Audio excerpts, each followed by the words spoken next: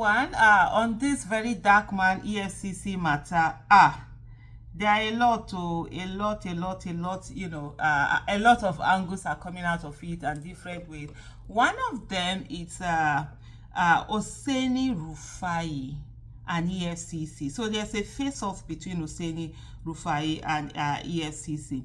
So Mr. Oseni Rufai put a message on his Twitter handle, formerly now known as X, and he said the Economic and Financial Crimes Commission had said that the arrest of social media influencer Martins Ose, popularly known as Very Dark Man, was carried out over multiple petition, written to its agency.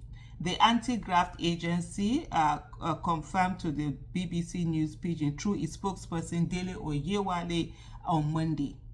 According to them, Very Dark Man was taken into custody following complaints from several petitioners on the allegation of cyber stalking. He said, we arrested him to respond to a series of allegations raised against him by some petitioners. And I wonder why EFCC is arresting based on some petition, that is going to, in the manner that it's arrested. And then the EFCC came and they put fake news on Oseni Rufai's on the message that he put out. And then he took on EFCC to say, and he said this, he said he doesn't carry fake news, he has his facts.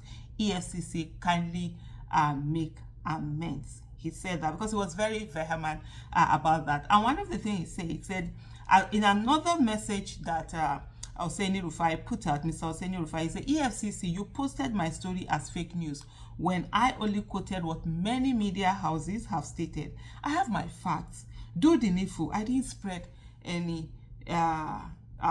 fake news. And then so it went on, and here, of course, he came back later. He said, all the media houses carried the same story I reported on my page, which is a fact. EFCC sources spoke to journalists, and that's a fact. And the name of the EFCC source was mentioned. It wasn't as if they just said, oh, a source from EFCC. They mentioned the particular person who had said it. And Oseni Rufai said, I reported it like others, and they tagged my page as fake news. This information lacuna by EFCC is shocking. I also interface with sources that confirm the same. I stand strongly gidigba by my story. EFCC can deny all they want. It doesn't change the truth. The truth is always valid, probably when they are done.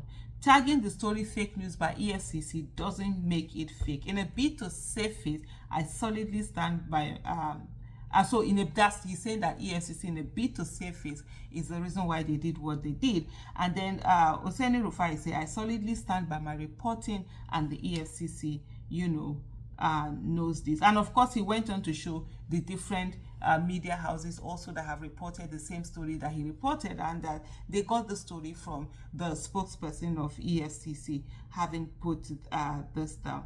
And of course, it's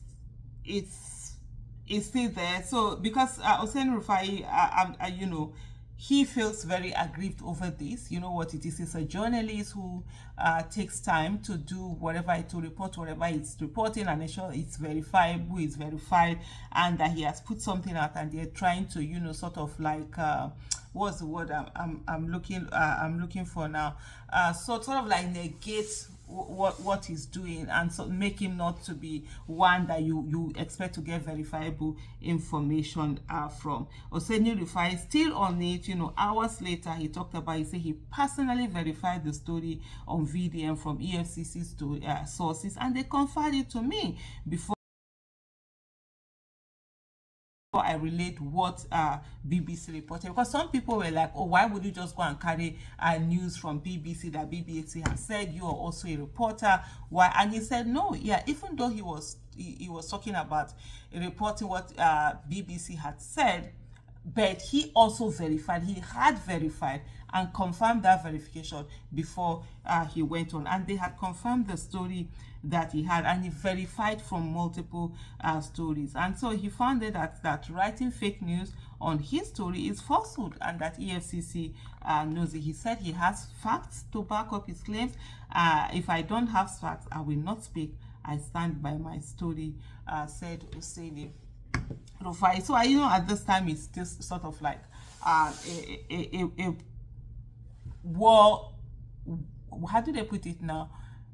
War of words, that's going on. But I don't know whether EFCC has actually, they have written back on this thing. It also, there's just something so shameful about the act of EFCC and the way that they've carried all of these things on. And so I'm sure even they themselves are sort of like ashamed by all of these things that have gone on, and they are also looking for a way out of this. But I think the manner in which they have gone on to do this arrest is absolutely obnoxious. It's overreaching. It just talks about the fact that rule of law is really and absolutely lacking in Nigeria. And then, as we've kept quiet, it has gone on to worsen more and more and more. And it all depends on what kind of authority do you have, what kind of reach do you have, what kind of power do you have, what kind of money do you have, and you can be able to get anyone being treated anyhow by our security agencies. And our security agencies absolutely need to do better at this stage. So let's continue to see and watch, how this whole thing unfold and how they go on from here. It's something that should interest anyone and everyone. Let's not look at this thing as, oh, it's happening to someone I don't like, or it's happening, it has not yet gotten to me. If we continue to allow them get away with this kind of obnoxious behavior, with this kind of injustice against people, with this kind of harassment, with this kind of oppression, going on, it will only continue, and they're only going to worsen. And the possibility and the likelihood and the probability of it getting to you increases every day. And so that's why when you see something happening to someone, you need to speak up to make it stop.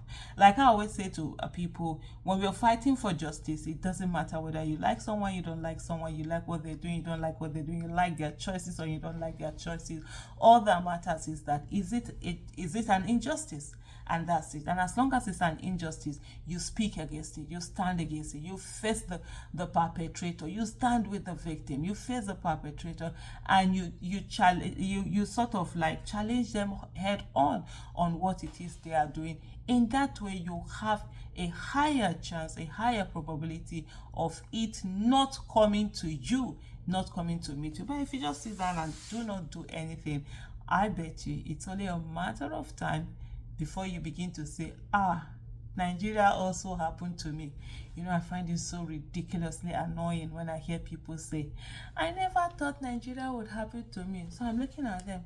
Oh, so the people in Nigeria has been happening to you, think you are better than them, Abi?